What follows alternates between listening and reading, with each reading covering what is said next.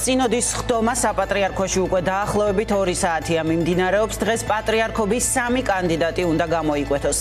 Თანრეხას გაგრძელდება მსჯელობა, ჯერ უცნობია, სავარაუდო კანდიდატების ვინაობა უკვე სახელდება, მაგრამ არის კიდევ ერთი მეუფე დანიელის კანდიდატობის შესაძლებლობაც. თუ სინოდი მიიჩნევს, რომ 70 წელზე მეტი ასაკის კანდიდატი მართვა-გამგეობის დებულების დარღვევა არ არის. დღეს ამ საკითხზეც იმსჯელებენ, ასევე უნდა გაირკვეს გაფართოებული სხდომის თარიღი, სადაც უკვე 3 კანდიდატიდან ახალ პატრიარქს აირჩევენ. სხდომას სინოდის 38 წევრი ესწრება, ვერ მივიდა მხოლოდ ერთი წილკნელი მიტროპოლიტი ზოსიმე. რა არის ამისი მიზეზი და მოახდენს თუ არა გავლენას საბოლოო გადაწყვეტილებაზე, სინოდის ერთი წევრის არ დასწრება, თუმცა ბახუტაშვილი მოგვიყვება პირდაპირ ეთერში.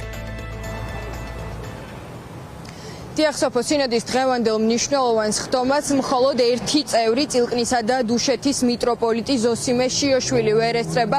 მისი სხდომაზე ვერ გამოცხადების მიზეზი გაუარესებული ჯანმრთელობის მდგომარეობა არის და სწორედ ამიტომ ის ვერ ჩამოვიდა თბილისში, რაც შეეხება გავლენას, იქიდან გამომდინარე, რომ მართვა-გამგეობის მოქმედი დებულების მიხედვით 3 კანდიდატი უნდა შეირჩეს. თითოეული მღვდელმთავრის ხმა არის მნიშვნელოვანი და სწორედ ამ კონტექსტში შეგვიძლია განვიხილოთ მიტროპოლიტ ზოსიმე შიოშვილის ვერ ჩამოსვლა სინოდის დღევანდელ სხდომაზე. რაც შეეხება უშუალოდ სინოდის სხდომას, როგორც მაყურებელმა უკვე გაიგო, 2 საათზე მეტია, რაც მიმდინარეობს უკვე სხდომა, 38 მღვდელმთავარი ესწრება მას. მე მაყურებელს ვეთყვი ახლა როგორი არის პროცედურა, რომელსაც გაივლიან კანდიდატების გამოვლენისას თავად მღვდელმთავრები, მაღალი სასულიერო იერარქები, მათ დაურიგდათ ბარათები, რომელიც სპეციალურ კონვერტში არის მოთავსებული, რომელიც ილუქება და რომელსაც ასევე აქვს საპატრიარქოს გერბი და დროშა.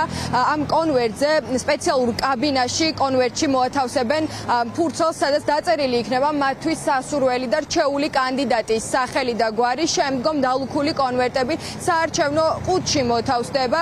საარჩევნო ყუთი მხოლოდ მას შემდეგ გაიხსნება, რაც 38-ვე მღვდელმთავარი საკუთარ არჩევანს გააკეთებს. ხმის დამთვრელი კომისიის ჯერ იდგება ამის შემდგომ უკვე და მიტროპოლიტ თეოდორე ჭუაძის ხელმძღვანელობით 38-ვე მღვდელმთავრის წინაშე ხმამაღლა ამოიკითხავენ იმ კანდიდატთა სახელგვარებს, რომლებზეც სასულიერო იერარქებმა შეაჩერეს არჩევანი.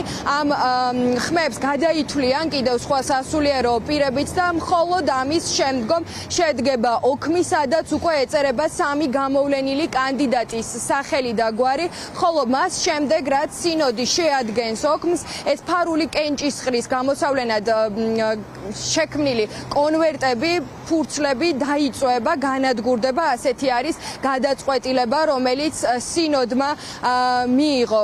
რაც შეეხება უშუალოდ სინოდის სხდომას, დღევანდელ სხდომაზე გარდა კანდიდატების გამოვლენისა, რამდენიმე მნიშვნელოვან საკითხზე უნდა ემსჯელოთ, რომელიც დიდი ალბათობით წინ უსწრებდა უშუალოდ კანდიდატების გამოვლენას. ეს ეხებოდა კანდიდატთა შესახებ კონკრეტულ კრიტერიუმებს, მაგალითად როგორიც იყო ასაკობრივი ცენზი და სხვა მოთხოვნები, რომელსაც პატრიარქობის კანდიდატი უნდა აკმაყოფილებდეს. ჯერჯერობით ჩვენთვის უცნობია რა გადაწყვეტილება მიიღეს მღვდელმთავრებმა ამ კრიტერიუმებთან დაკავშირებით, თუმცა მაშინ, როდესაც 3 კანდიდატს გამოავლენენ სასულიერო იერარქები და ცნობილი გახდება მათი ვინაობა, ამ დეტალების შესახებ მედიისთვისაც მხოლოდ მას შემდეგ გახდება ცნობილი.